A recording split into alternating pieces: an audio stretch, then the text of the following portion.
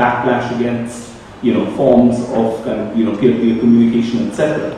But all of these collapse what happened into a moment, either a social moment, in terms of, the event from the 15th to the 20th, since that was the deadline, or into a single media moment, which is the attack as social media, etc. And I want to really pose the question of how do we understand a moment? How do we understand a moment that's not in its singularity alone, but really in terms of its capacity to both contain all of it that went before? What is it that allowed for a rumor to have such a power? As well as what it contains in its futurity, right? In terms of what is the impact then of this particular event on the ways that we perceive relationships between communities in the days to come. And I want to look therefore at this entire question from the perspective of what, why this high level of uncertainty that arose. For me, to a large extent, arose from the fact that the Exodus was really in some ways a destabilization and a confusion created between our known categories of how we make sense of the world. The distinction between the inner psychic world and the external political and social worlds on the one hand, between personal devices like the mobile phones and social media truths, between the familiar and unfamiliar kind of urban spaces which were kind of considerably blurred, in terms of its idea of rumor, the persistence of names like Neil Sandra, Anya Palia, etc., as tropes of fear. So I want to look at this idea of mediatic or mediatized fear that we've encountered. The first thing that I want to pose in understanding this moment is really the prehistory, which is about the relationship between media, temporality, and crisis. In the good old days of old media, as we could call it, crisis was always experienced as a temporal rupture. I remember, for example, very clearly getting news of the assassination of Indira Gandhi. This was news that first trickled in, but you encountered it only in the newspaper the next day. But there was a fair amount of kind of stillness, and here, of course, I'm excluding what happened in Delhi in '84, and I'll come to that. But in Bangalore, you experienced this as a temporal rupture, but there was also a fair amount of time in which you could absorb the event. The move that we've seen with electronic media and now with social media, with its demand on instantaneity and liveness, really creates a political economy of hyperstimulus, which does not allow for any kind of absorption. The emergence of crisis media as the only form of understanding mediatic events is really the precondition for the creation of this kind of factory of fear that we all inhabit. When media or when news breaks 24/7 and requires, in a way, this constant feeding into the hyperstimulus, then what qualifies as a crisis? And I think this is something that continues to amaze me, because to me it seems that as though everything is immediacy. There is no kind of temporal break for the denouement of the event any longer. The denouement is staggered immediately across kind of a fluctuating pattern of such shocks. There are no buffers, there are no kind of absorbance for crisis. So how do we make sense then of the relationship between media and the senses? And here I use the word senses because I'm going to speak in particular about fear as a particular kind of an affect. What we have and what we have seen happening in the media is this kind of competitive, downward spiral for the senses, where the line between reportage and repeatage is completely blurred. Here, in the middle of the events that were happening, a lot of us went to a number of the places where the attacks allegedly took place, and we found that in many instances, a lot of the attacks were extremely local events, devoid from any link to any kind of larger conspiracy. But if you were to follow what was happening in some of the leading English newspapers, there was one particular story that came out in the Times of India, which kind of laid and listed out a whole range of the places, with great details about what happened in that particular instance. When we asked, or when we tried to do a follow-up on some of these cases, we found that these were, of course, never confirmed. They were entirely hearsay. The reporter had not actually met the victim who had been attacked, but they were reported with this kind of air of veracity. It reminded me of the moment, when the attack in Bombay happened, the 26/11 incident, and Rajdeep Sardesai and his team were immediately, of course, analyzing and understood exactly what had happened.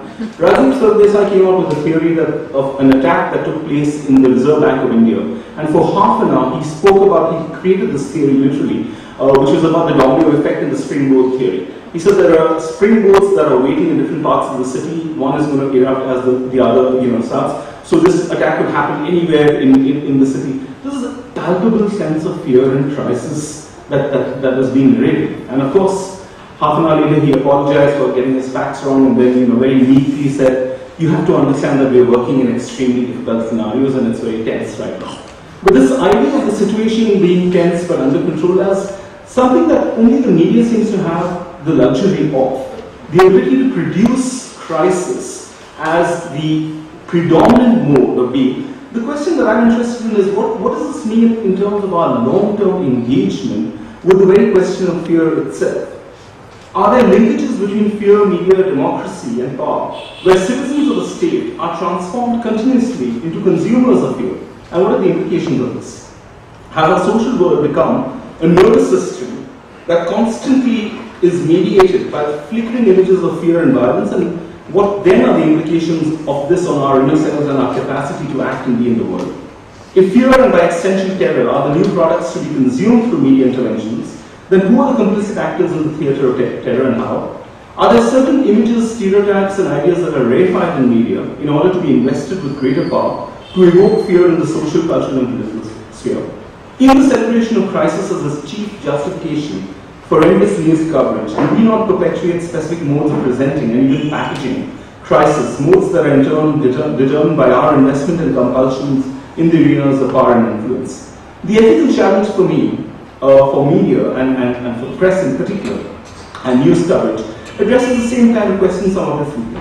Whose interest is this proliferation of information meant to serve?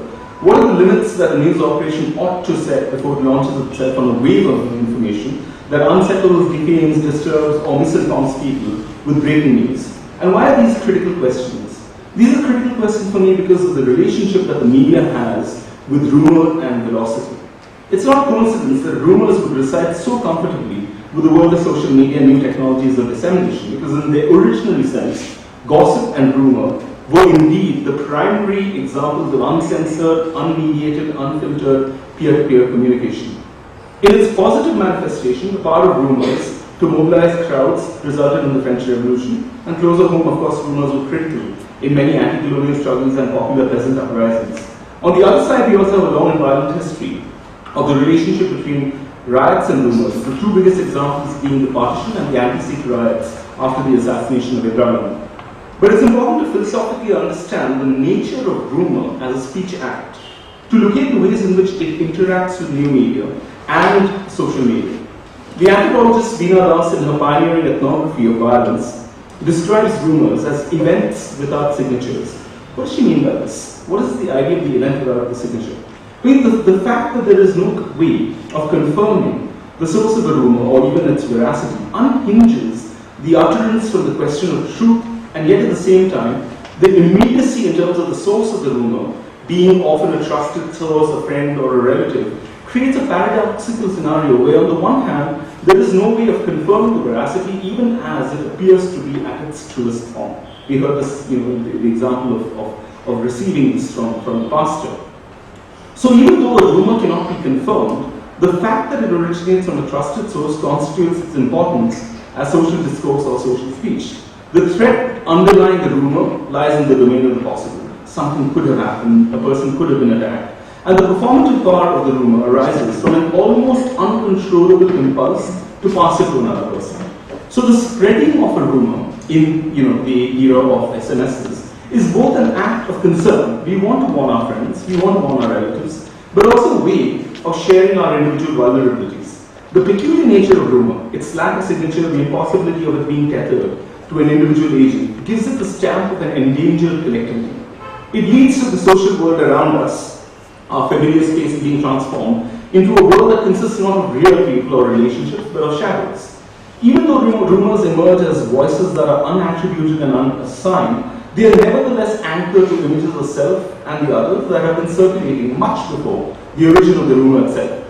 Panic rumors that circulate produce the picture of the other as a phantasm from whom all human subjectivity has been evacuated. And this you can confirm by speaking to any person from the Northeast that, areas that you took for granted. If you lived in Nisandra, Austin Town, Johnson Market all your lives, you always encountered Muslims in all forms, whether as friends, as people that you bought things from, or even as general acquaintances on the road. But in the period after the 15th of August, there was this kind of, hence everything was in the realm of the imaginary. In other words, there seemed to be a tacit assumption that nothing could be done until something real had happened. But one of the functions of rumor is precisely to ensure that the real is prevented. Right? And that's the irony of it. The perlocutionary force, or the utterance force of rumors, in some ways reveals the fragility of the social world that we inhabit. The virtual or the potential threat is always more encompassing than the actual. And in the absence of strong communal ties between communities, it was so much more easy to have an atmosphere of distrust settling in. A distrust that was not experienced at the level of the imagined or the virtual. And yet, one which could transform the world so that the worst becomes not only possible, but also imminent and probable. The role of mainstream media for me becomes a very critical one in these circumstances, because in some ways I see the role of mainstream media almost as that of the notary agent. You know, anyone who's familiar with the legal system knows that the notary public is someone who attests the document, the validity of the document. Now, if a rumor is an event without a signature, then its validity has to be attested by someone. And the role of media for me is that of the notarizing agent, or the person who verifies a signature in the event without a signature. When rumors circulate, they are confirmed or given the veneer of truth by the media. And the responsibility of the media is highest in knowing that how and what they cover do not just sustain and validate rumors, they also produce and reproduce them. One of the critical responsibilities that I see for the mainstream media in an era of social media is to acknowledge its role as a notary agent and to recognize that sometimes what may be needed is the slowing down, the drastic slowing down of information. Let me come to my second theme, which is connected to this question of velocity, which is really in some ways the relationship between mobile phones, fear, and mobile phones as a kind of a new source of authority.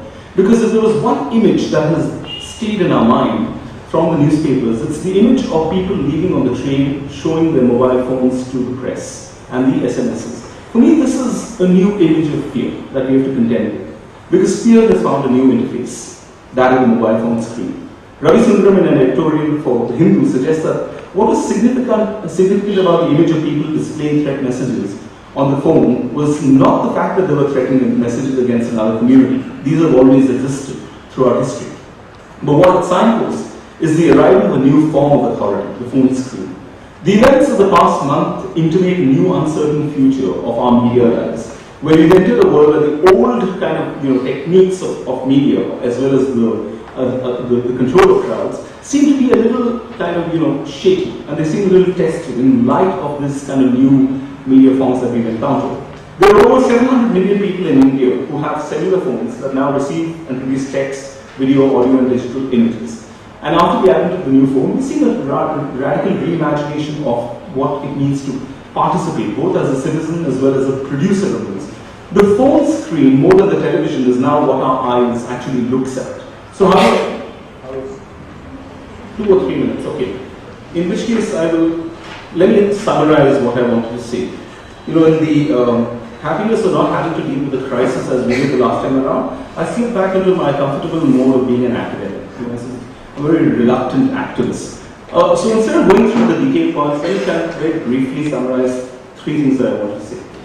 One is this idea of the interface and how the interface actually operates. To my mind, I think the critical new development that has taken place is that fear, which is primarily a bodily affect, and one that is in some ways outside of the realm of the rational, of calculus. Because a lot of people say, don't be afraid. Don't be afraid is a kind of a naively touching statement, because it includes its own negation in it. Alexander was allegedly went to a soothsayer to find out how to overcome fear, and the person said, sit before a fire, contemplate the fire, but do not think of the right eye of the tiger, and then you will overcome fear. Now, the moment you tell someone not to think of something, you cannot help but think of it. So the idea of the statement "don't be afraid" contains within it the injunction to be scared, because it in a way alerts a particular situation that has emerged. Now, the mobile phone for me as a tactile device is something that really challenges our imagination of where we draw a line between where media ends and where our bodies begin. McLuhan's famous idea of media being an extension of the self is really actually